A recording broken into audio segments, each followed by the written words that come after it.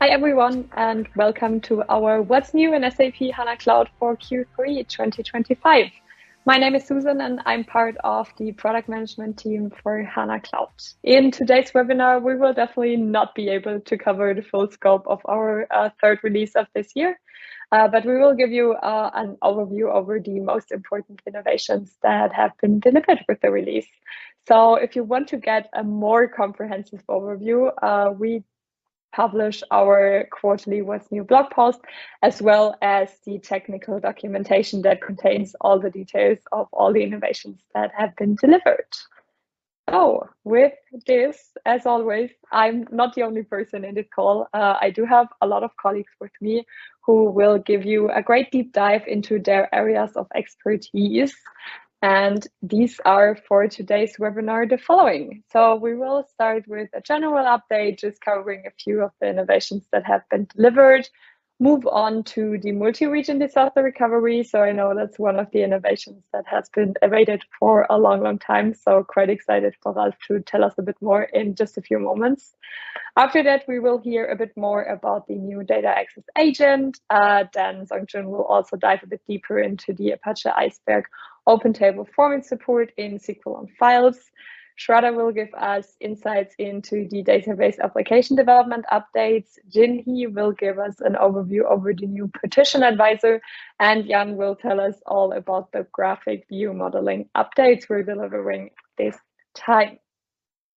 So let's dive right into the general update. And the first innovation I want to mention today is the extended support for private IP endpoint services. Whoever is following our releases closely has probably heard a lot about the IP endpoint services over the past quarters, and this quarter again extending the support for the inbound private endpoint connections to HANA Cloud, with support for Azure Private Link to the HANA Cloud database and GCP Private Service Connect to the data lake within SAP HANA Cloud. This gives you the benefit of reduced exposure of your IP endpoints in addition to the standard IP endpoint allow or disallow list filtering. Next on my list is the introduction of SAP HANA Cloud on SAP Cloud Infrastructure. This gives you technological independence, local compliance, as well as makes you a bit independent of hyperscalers. The offer also gives you the EU access, the same capabilities as the hyperscalers, and the same SLAs and pricing as the hyperscalers, but on SAP own cloud infrastructure. We're starting with a data center in the German region in Frankfurt, but more regions are planned. So if you want to stay always up to date, make sure to check out our external roadmap where all the upcoming data centers are listed as well. With the Q3 release, we're also delivering two noteworthy security enhancements. The first is the row-level data access control over fact tables based on associated dimension attribute. That means you can control who can see what is in your data tables, depending on related information in other columns. And this definitely gives you the benefit of enhanced security, and it also helps you to simplify your access control. The second innovation I want to mention in the security area is the support for X509-based dynamic user creation.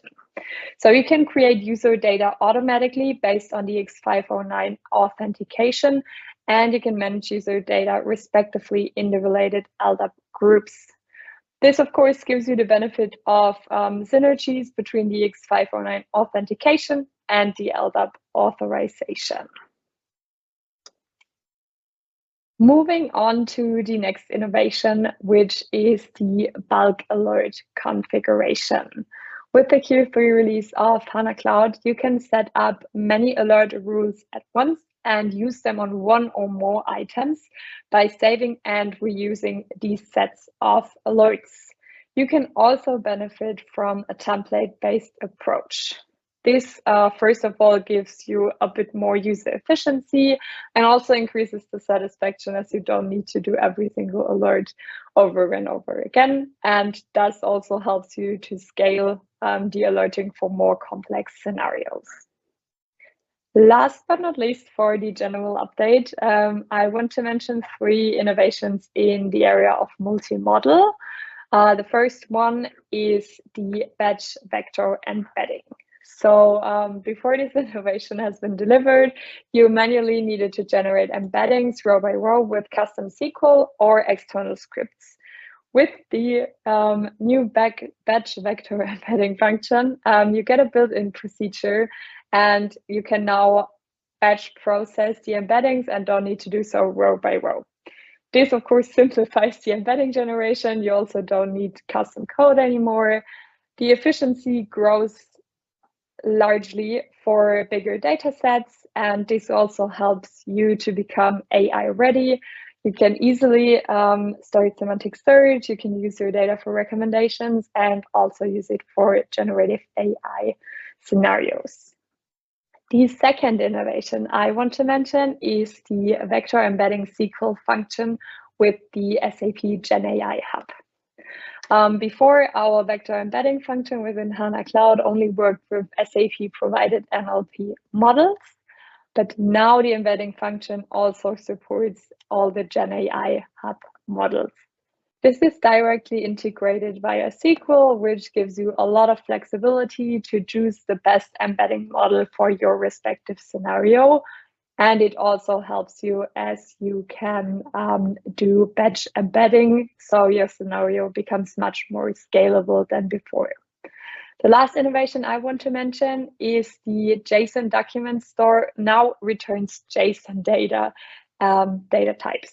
Before, JSON documents in the document store were always returned as nvarchar, requiring then explicit casts and workarounds. Now the JSON is a native return data type. This gives you clearer semantics, a better performance, and less ambiguity in your scenarios. If you want to learn a bit more, we do have more detailed slides on this topic that we will, of course, share after the call. But for the sake of time, this was only a quick overview, and I directly want to hand it over to Ralf for the deep dive into the multi-region disaster recovery. Yes, thanks a lot, Susan, for this great introduction. A lot of things to come. So I would like to talk a little bit about multi-region disaster recovery, as we name it, which is our next big thing on the operation side to work with or to fulfill the demands from our customers and stakeholders. We want to offer an asynchronous replication across a longer distance. On the right side here on the slide, you see the general concepts, often, of course, source system and replica being now with this development far distance from each other. And can be combined with several options we have today. Local replica in the middle line and a combination with multi-zone HA in the bottom area of the right side. What is the gain? Of course, we want to have a high resilience against regional catastrophes, disasters. We want to offer an increased overall system resiliency and seamless takeovers and failovers to an asynchronous replica in another region. So because it's such a big feature, we had to start somewhere. And this start happens now, end of this quarter in North America, as you can see. It's our current focus. It will not stay there for sure, of course. We will introduce many more regions in the world. We have a lot of demand worldwide. So, of course, but at a certain point in time, we had to start somewhere. So here we have a very important customers, and we want to support him as early as possible. So initially we are supporting AWS because of this special situation with our customer here. So AWS will be the first partner. The others will follow, Azure, Google Cloud Platform, and you name them. Yeah, as said, the first locations is US 10 in Virginia and US 11 in Oregon. And the other regions will follow. We typically have these couples given often also together with our cloud service providers, our partners here in the game. And the focus here is for, first of all, to stay within the same jurisdiction. So in the US market, in the European market, in the Australian market, in the Japanese market, and you name it, what will come very soon over the next quarters. So we include the support for data lake files, and I saw and you saw in the introduction, there will also be a piece today. We will, first of all, only support a single tenant, but multi-tenancy is in the making. So it will also arrive over the next quarters and give you then also the capability to have multiple tenants in the system and get it replicated to the distant location in the distant region. Yeah, so there is an API, CF API planned to be released right away. A UI will follow. Of course, this is the first step on the layer of the persistence within SAP BTP. We are the persistent layer for many services on the BTP layer. The BTP will then consume this technology and also will build solutions for multi-region disaster recovery across distant regions. They are on the way, but also here you can expect some announcements over the next quarters to see that they are consuming these new possibilities. Only to give you a heads up, please keep in mind we are releasing these next steps on the roadmap with the Roadmap Explorer. I linked it in here, and you later can jump directly to the corresponding roadmap item. So thanks a lot to give me here the possibility to present this. Hello everyone, my name is Seung-Jun Lee and I'm also a member of SAP HANA Product Management team. And from now on, let me share some new innovations in SDA and also SQL files. So first innovation I would like to share is SDA newer remote source support with data access agent, which is a new separate service. This feature is already released in QRC 2.02 this year, but it was end of the Q2. I missed the chance to present this feature in the previous What's New session, so I included it here. And here I will share more updates in this feature with QRC 03. Okay, so basically, as you know, we have two main technology or solutions for data integration. One is Smart Data Access, SDA, which is basically for data federation or virtualization, and it is part of SAP HANA core capability. On the other hand, we have a SDI, Smart Data Integration, which is mainly for real-time replication and ETL, and it is part of EIM solution, and it requires a on-premise component, which is a data provisioning agent here for running JDBC adapters.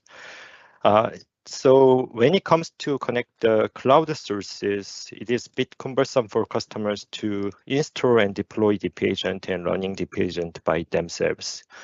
So basically, both technologies are complement each other, but we have some limitations here and there. So in this context, we decided to introduce a new cloud native component, data access agent with QRC 02. So as you can see here in SDA, we now introduce a our SAP managed data access agent, which runs JDBC adapters.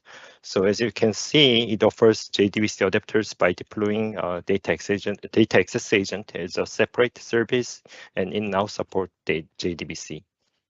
With that, let me quickly explain what it is. So as I mentioned, with this new separate service, SDA supports two new remote sources with QRC02. One is Microsoft Azure SQL database, and another is Snowflake. And existing data federation capabilities from SDA, including step-set replica tooling, apply here. However, real-time replication is not supported since this data access agent, the main intention here is expanding the data federation capabilities for broader coverage. So the real-time replication capability is not being considered yet. And starting with HANA Cloud QRC 03, SharePoint in Microsoft 365 is now supported, and there are two adapters. One is for list, another is Excel worksheet. And the benefits are obviously it is a fully managed and secure service, since it is physically separated from SAP HANA Cloud, but SAP managed cloud service, and greater flexibility with new JDBC-based adapters. And also, since it is managed by SAP, the operations are become simplified. And here is my blog. I will show you soon, but it includes many details about further details about this new feature. And basically, the way of using this feature is first you need to provision SDA data access agent in HANA Cloud Center first, and then like SDA, you need to create a remote source using SQL syntax or existing UI using the same way like a Snowflake, but here, similar to SDI, we use the syntax at location agent group, and you need to specify the data access agent instance name here. And within using the similar to SDI syntax using key value, pair, URL and account and database and so on should be specified here. After creating a remote source, then the last thing we need to do is creating a virtual table pointing to the remote table in Azure or Snowflake or SharePoint. Okay, with that, since seeing is believing, let me show you some quick demo. Before showing the demo, this is my blog, which was released in July, as I mentioned. So here you can see more details about what is data access agent, how to provision it, what service plan is required, and so on, etc. And also here, please, I would recommend go through the frequently asked questions I listed here.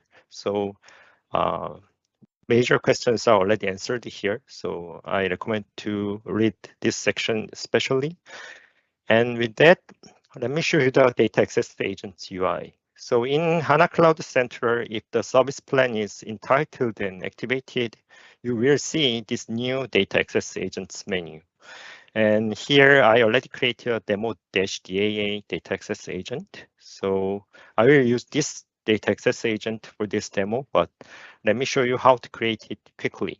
So if I click the create data access agent, I need to specify the name. Let me say SDA DAA here. And you need to choose the preset t-shirt options like extra small, small, medium, and large. So based on the workload, you can define the right size here. And then I can click the next step. And you need to link this data access agent to the HANA Cloud. So associate HANA Cloud here. So not all HANA Cloud is eligible to link. It requires a specific version, like a QRC02 this year or QRC03 this year, and it should be up and running. So if it is stopped, then you cannot select this one, since the reason is not running. So if I click my HANA Cloud instance, then next step is you need to activate required adapters here. So if needed, you can choose one or you can choose many. So as of now, as I mentioned, there are 4 adapters here, one for SQL, Azure SQL database, and Snowflake and SharePoint for list, and SharePoint for Excel. So that's it, and create the data access agent. It will take less than 5 minutes, but I will not do this time. Instead, I will cancel, and I will use the existing data access agent here, demo-DAA. With that, let me move on to the demo. For the time constraint, I already created a remote source and virtual table, but let me quickly explain what it is. So as I mentioned, for the Snowflake case, using the Snowflake adapter and the URL and the account and password, I intentionally removed my username and password for some security reason. And here I can create a virtual table pointing to the Snowflake. Here the example is a sales analytics history data in Snowflake. So let me go to the Snowflake first. So this is the remote Snowflake system. If I run this query here, so I can see the data here, customer ID and the sales historical data, analytics history can be shown like this. So sales rep ID, sales org, and average order value, and so on. So if I run the statistics here, I can see unique 75 customers with a total 1,125 records here. So with this information, let me go back to the HANA Cloud and let me run the similar query here. If I run this query here,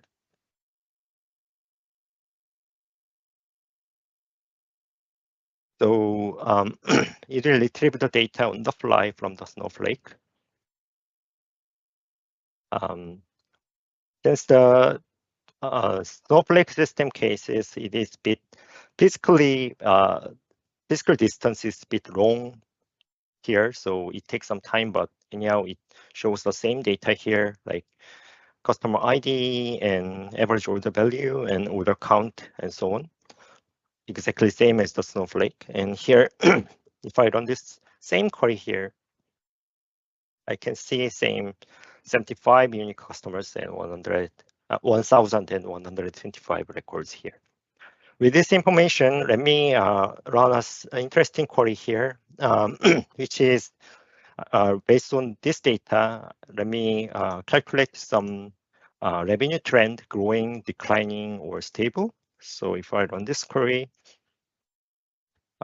against the Snowflake on the fly, it shows the customers, 75 customers with total revenue for 15 months, average profit margin, and so on.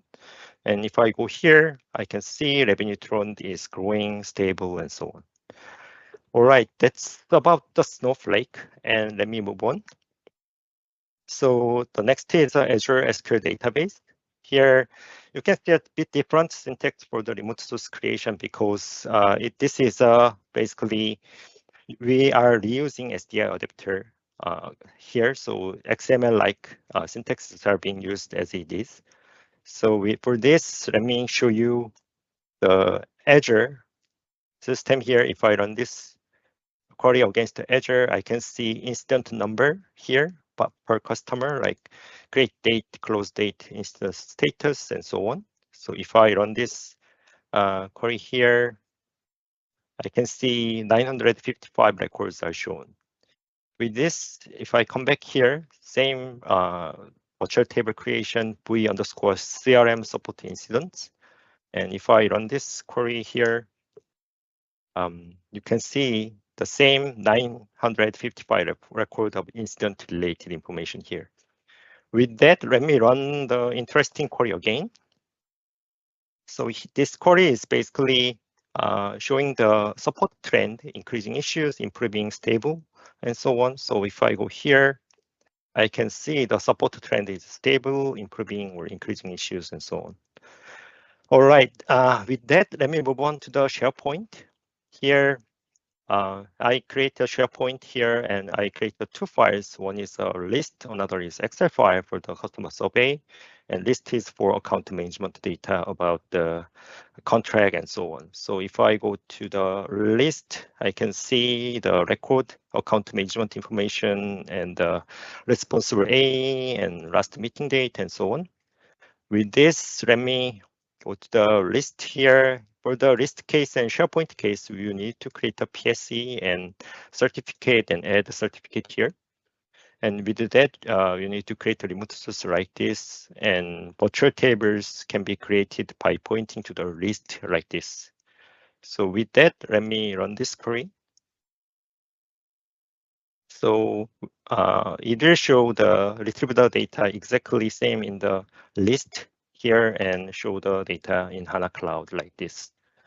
So with that, also let me run some interesting query here. This query is showing the contract linear urgency, calculate the contract linear urgency, which is if it is less than 90 days, it shows the immediate, and less than 180 near term and or else future. So here there are 5 the account where linear urgency is immediate. And now let me move on to the Excel. Here, Excel has the survey data, NPS score, overall satisfaction, and so on. And please note that this Excel file name and worksheet here, survey result. So with that, let me move on to the Excel. And here, it requires the same certificate, but it is already there. I will not do this. And create remote source is similar, but here is a dedicated adapter. And when you create a virtual table, as I explained, here is an Excel file, and here is the worksheet name. So in this way, you can create a virtual table pointing to the specific worksheet in the Excel file. With this, let me run this query. So in that way, the Excel can be retrieved. But here, one restriction is if the Excel file is bigger than 5 megabyte or having more than 5 million records, it would be, importing that file would be recommended, because this adapter is not intended to retrieve such big files at once. So with that, here is another interesting query here. This is basically similar, but here calculate the NPS category as passive or promoter. With that, let me back. That's about the data access agent. And let me move on to the SQL files. Here, we support Apache Iceberg open table format. As you might remember, with QRC04 last year, we have supported 3 types of 3 file formats: CSV, Parquet, and Delta table. And for the Delta table, we have a dedicated Delta sharing adapter to read them through Delta sharing server. So with QRC03, now we support Apache Iceberg table format, open table format, in addition to those 3. And as of now, only direct object storage access through file adapter is doable when object storage is data lake files or S3 or Azure Blob Storage or Google Cloud Storage. But next year, we have a plan to support external Apache Iceberg REST catalog server like Delta sharing. We will introduce a dedicated adapter for this. So using this way, Apache Iceberg table will be accessible next year as well. Okay, for this year, with QRC03, as I mentioned, file adapter way is now supported. We support both read-only access to Apache Iceberg v1, copy on write, and Apache Iceberg v2, merge on read. And we also support the time travel queries like Delta table. And also we introduced a couple of table functions and built-in procedures to retrieve the metadata like snapshot ID or partition information and their types. I will show you them soon. However, toggling to replica is not supported, but we have a plan to support it within this year. We are targeting end of this year, but I hope that I can come back with QRC04 with this new feature. And one important point is, different from Delta table, Apache Iceberg metadata stores absolute table paths. So just simply uploading or copying Apache Iceberg table to the storage will not work, since it has an absolute path. So this is one note you need to remember. And obviously, this enables more flexibility, large volume data in Apache Iceberg. And if the customer decides to the Apache Iceberg journey, it will provide a way to access them in an effective way. So creating a virtual table is basically same as delta table, but only difference is, so instead of as delta, it used as Iceberg. And time table queries are similar. And as I mentioned, there are two table functions and one built-in procedures to retrieve metadata. With that, let me quickly show you the demo. Here, let me show you first the data lake. I uploaded my Iceberg table in this folder in HANA data lake files. And here are two tables. One is example, another is IoT data. I'll show you IoT data example. So here are Apache Iceberg data structure. You can see it is partitioned by month, and also it is has many metadata information in JSON and Avro format. And as I mentioned, it has a absolute path here /iceberg /IoT in all files. So simply moving the path or uploading files will not work. So Apache Iceberg files should be properly created or uploaded in the system with the right path. With that, let me quickly show you the demo. So same way, as I said, the Iceberg table is created. And if I run this query here, it will show you the IoT data here, equipment GUID and functional location, customer ID, plant code, worker center, and so on, and temperature, vibration, power consumption, pressure, and so on. So here is a built-in procedure I would like to share. It shows the snapshot ID and create time per snapshot or create time and so on. There are, as you can see, 15 snapshots. So here I will show you one snapshot ID here, which is a 15,000 record, and another is a timestamp, which is a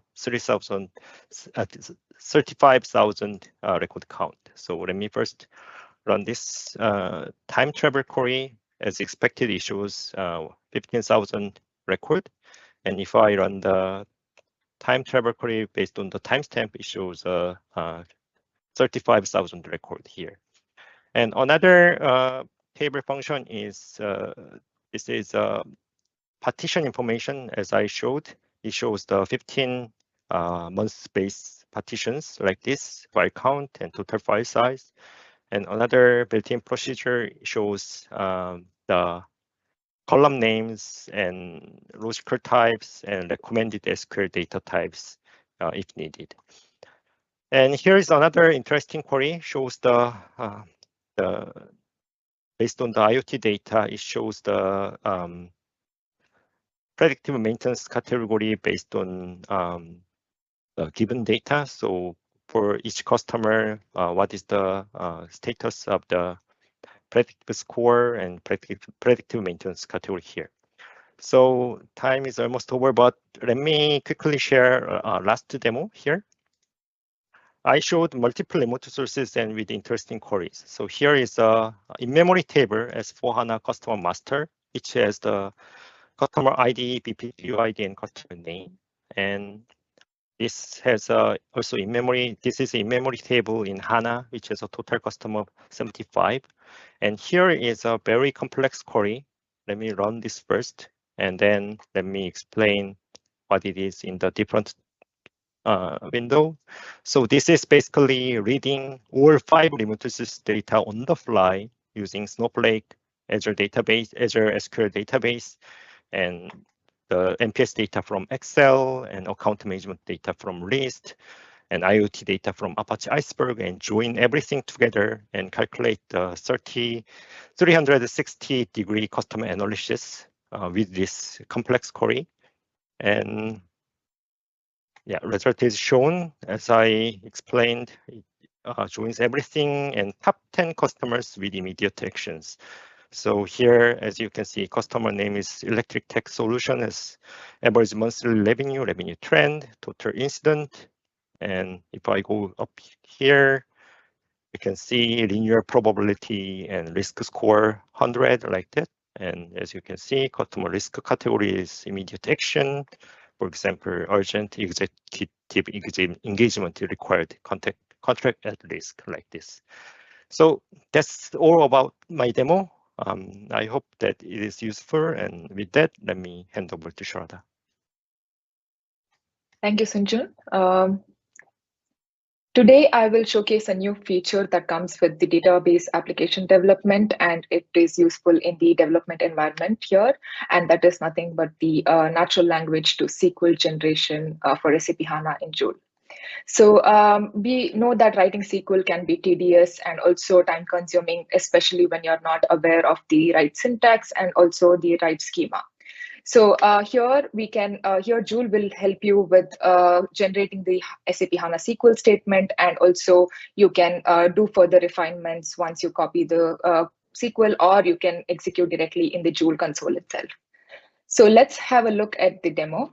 So this is the one-step thing that you have to do just at once. That is to set the check on the allow using the database object definition, so that it can refer to your object definition to generate the SQL for you. So this is the first step, and then you can head over to the Joule icon and also click on the Joule, and there you have the option of HANA SQL generation, and you write your plain English statement here on like what you would like, and then it will take a couple of seconds, also give you the list of the HTI containers that you want to query against. And once that's done, it will take a couple of seconds again and also generate the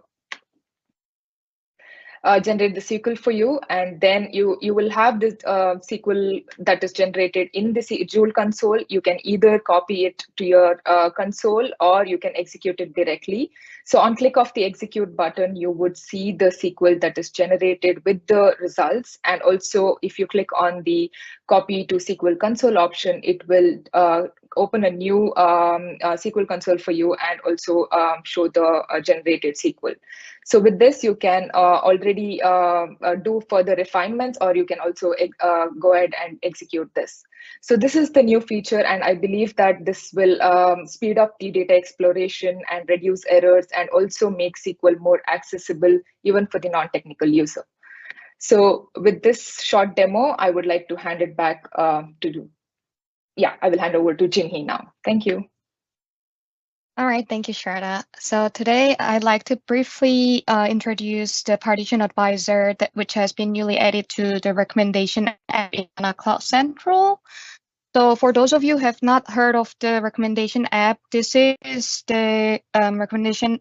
This is the app that serves as a central hub for all the current and future intelligent advisors, which are for the SAP HANA Cloud administration and optimization.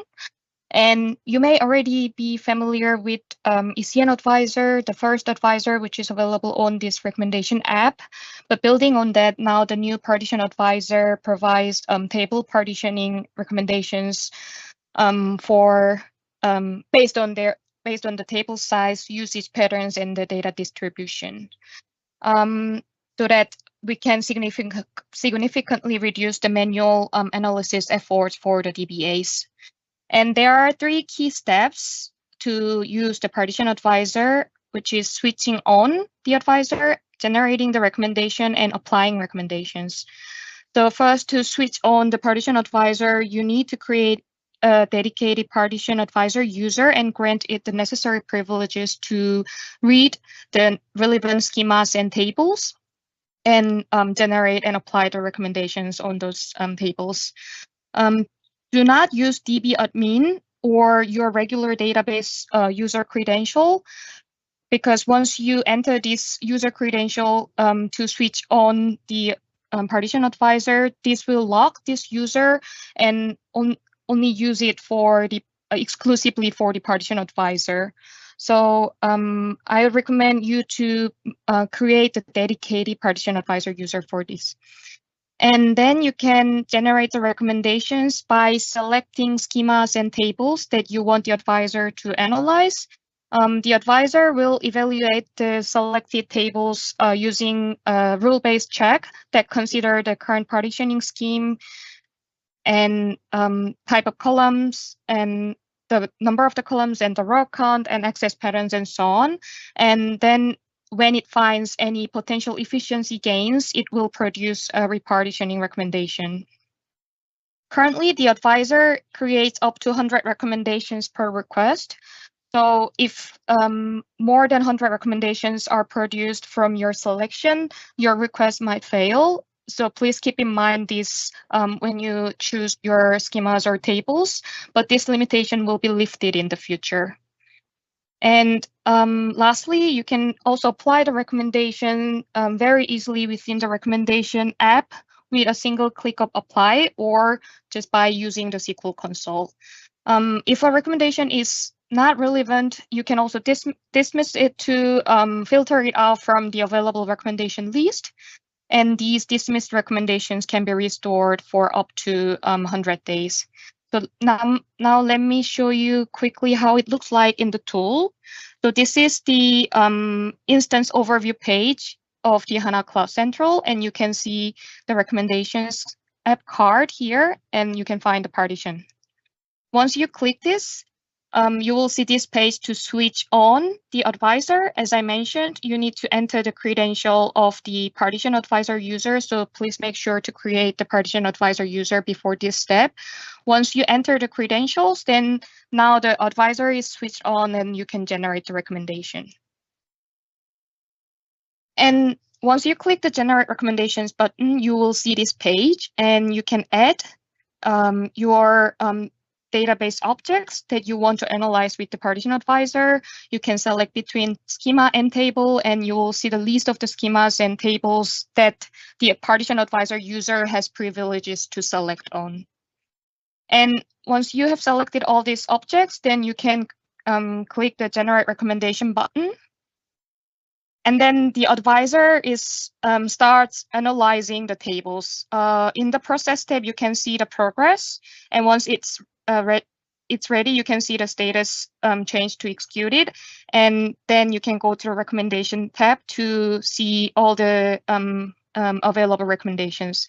And once you click this recommendation, you can see the recommendation detail page like here.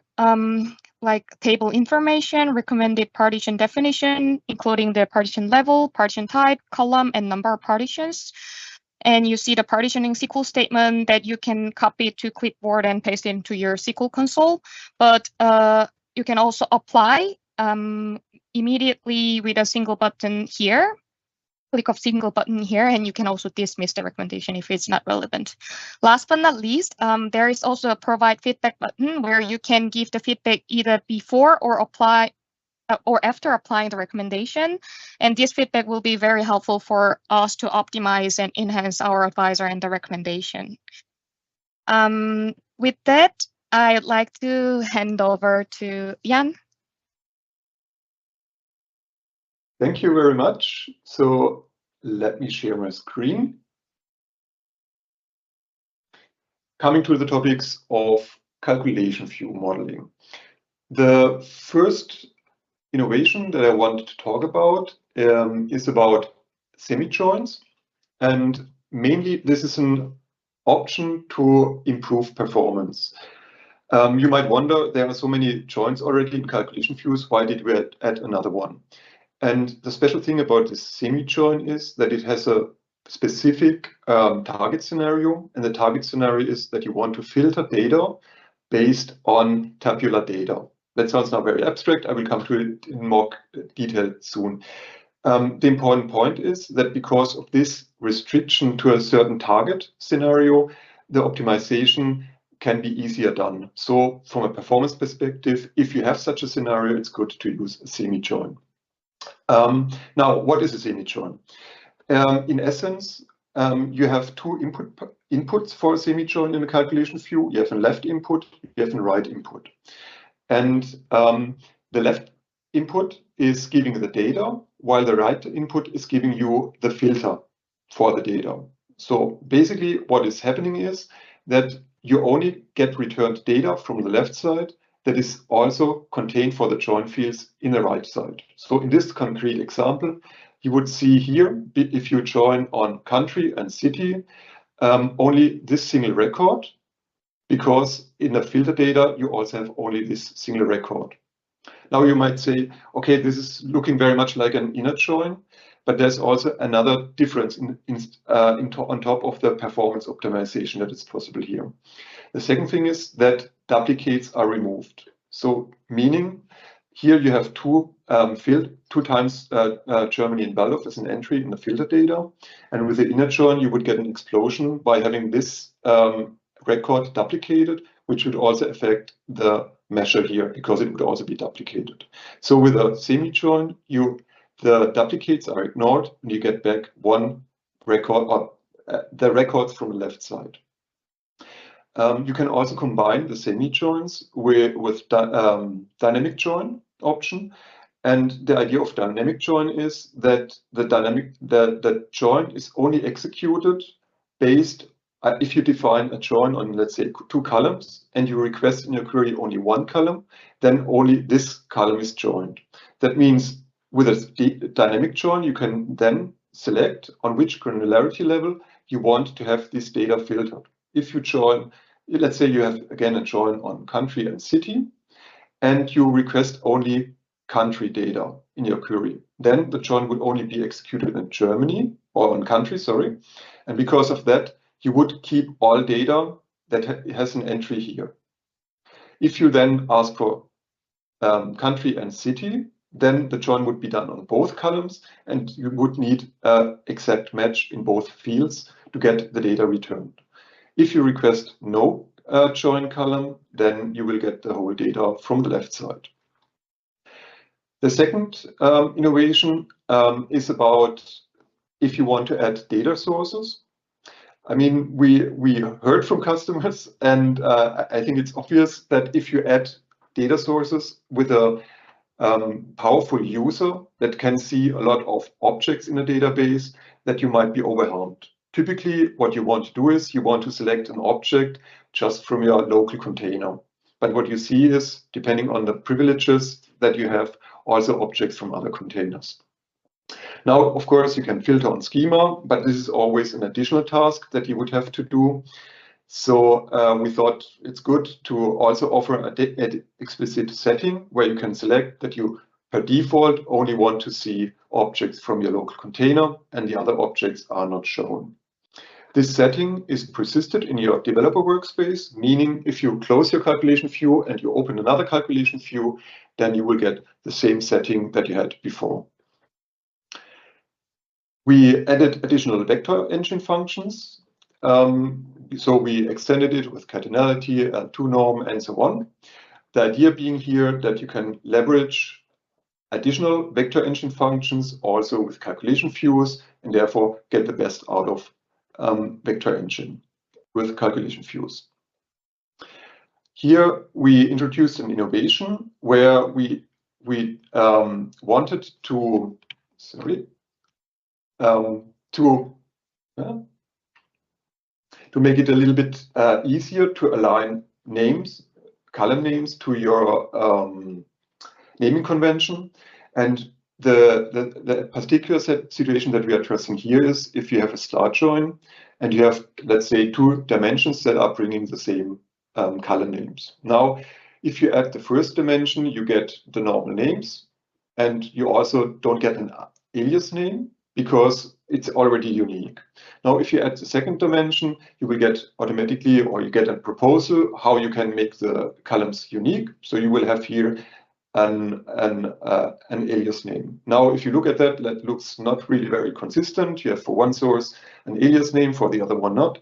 So we offer you now a button with which you can align that. And basically this button opens a dialog, which allows you then to add the same options to your name so that you can align here the alias names independent of the sequence in which you add the dimensions. This is also in the direction of aligning the naming. Now it's about the alias labels. If you have an alias name, you sometimes always also want to have an alias label. And to make that easier to generate, we offer now an option or button with which an expression is dialog is opened where you can enter an expression. And for example, here we replace in the alias name the string CB, which is here by an empty string. So you will get these alias names generated out of the alias name labels. Sorry. So with that, again, it's easier now to get a consistent naming convention implemented in your views.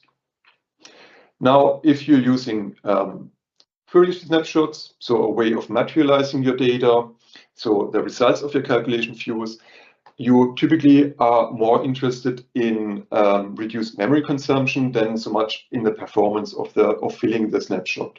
I mean, filling the snapshot is typically a background job that's running perhaps in the morning, depending on how you plan it. But it's not so important typically how fast it is, but more that you are memory sensitive. And for that, we offer now an option where you can simply tick here to minimize memory consumption during snapshot creation. And what it does is it leverages the spill to disk technology so that the memory consumption is reduced if possible. And of course, it can have a trade-off. If you reduce the memory consumption, that there might be longer runtimes. But if the runtime of filling the snapshot table is not critical, then this might be a good option to use. Now, with calculation views, we also introduced an option of MDS cubes. So MDS cubes, the idea here being that if you want to speed up your SAC queries, you have an option to materialize or to store the data in a query adapted form so that it's very optimized for querying it in SAC. And that means now you have a kind of stored data, which is if you are executing your query, difficult now if you want to adapt your query on the fly because you have to work with the stored data. To give you the full flexibility also with MDS cubes so that you can also still change your queries, even though you're using that you can adapt your queries with MDS cubes. We introduced an option to define when calculations should be executed. They could be executed at loading time, so that result of the calculation is stored, or you can execute the calculations at query execution time. Now we introduced additional options that you can combine with query execution time. So for example, here we have added additional options like decimal shift, rounding, and so on for currency conversion. And we also allow now to combine unit conversion with query execution. And what is a big benefit for you? It means because the currency conversion is done now at query runtime, you can also influence it by using, for example, prompts to select which currency you want to convert into. This gives you now more flexibility to change what you want on the fly by using this execution mode. Now, sometimes you cannot persist all or materialize however you want all the potential values, or sorry, you cannot materialize all the calculations that should happen at query runtime. For example, if you think about a filter, then you cannot apply a filter on data that is already filtered. So at some point, you have to decide that some things cannot be calculated at query runtime. And for these, we offer now another option, which is materializing the input parameter values. So before we talked about executing the calculations at query runtime, and you can use the input parameter there for currency conversion and unit conversion. Here we talk about materializing the individual values of the input parameters and also their combination, which means if your SAC query then prompts for certain values and the values have been materialized during MDS cube loading, then you can work with your data based on these values. So the prerequisite is that you have selected this combination of input parameter values at loading time, and then at query runtime, you can, in your prompt, use these materialized values and report on them. We, meanwhile, have different options of securing your calculation views. there's basically the structured privileges and the structured filters. And we wanted to make it as flexible as possible for you to change between the different type of analytic privileges. So we included now in the graphical editor an option to save a privilege as in another type. So here you see with a save as function, you can save it as a structured filter or as a structured privilege. And what you should be aware of is, on the one hand side, that there has to be a match between the calculation view check and this analytic privilege. So if you save the analytic privilege as, let's say, a structured filter, and the analytic privilege check for the calculation view is set to structured privilege, then the calculation view will not be secured by this privilege. So you have to also, if you change this analytic privilege, adapt the check in your calculation view. Now, another thing that you should be aware of is that if you save an analytic privilege by default with the same name, because that's probably what you want to achieve, then you cannot deploy both privileges at the same time, because you have two different types of privileges with the same name. So before deploying, you should either rename one of the privileges or delete the other privilege, and then you can deploy it. And with that, there's short time for showing it in a system. So the first thing that I was talking about is the semi-join. And you see here, it's just another join method in a join here that you can select on top of the other joins that we have here. And so now just another option here. Then the second thing, or another thing that I talked about, were the vector engine functions. So if you look here, for example, in an example of an uncalculated column, we have now here in the functions a section for vector functions. I mean, we had that before, but now we extended it with additional vector engine functions so that you can make use of it directly in the calculation view. And as perhaps also as an example for the adding a local data source. So if I'm now searching for objects, you see here now only objects from my local schema from the container. So you see 13 findings. If I unselect the show local objects and I search again, same pattern, then you will see it's now 17 items, and you will also see objects from other schemas for which or the technical user behind this dialog has privileges. And finally, just for the analytic privilege check, analytic privileges, if you want to switch it here, you can just use the save as functionality, and then you can change it to structured privilege or to structured filter. And you see now it's generated here as a new file. And now you have two files with the same name. So either rename one of them or delete one of them, and then you can deploy it afterwards. And with that, I'm handing over to Susan. Thanks a lot for attending. Thank you very much, Jan. Let me just take over the screen sharing once again. So thanks to all the speakers for giving us these lovely insights into a few of our QRC3 innovations. As mentioned in the beginning, that is not the full scope of the release, but we only have a limited time, so we only featured a few of the innovations. But if you want to get insight into all the innovations that are part of the QRC3 release, definitely check out our technical documentation. As always, we're also releasing a few more contents with this release. We do have our small teaser video that gives you an overview over the more or less top 5 innovations of the recent release. And then we're also offering a blog post that discusses a few more innovations in more detail, and also links you a few more detailed blog posts for single innovation topic areas. If you want to stay up to date on what's happening in HANA Cloud, make sure to follow us in the SAP community. This is where we as product management team are publishing blog posts regularly. And we try to always use our What's New in SAP HANA Cloud tag.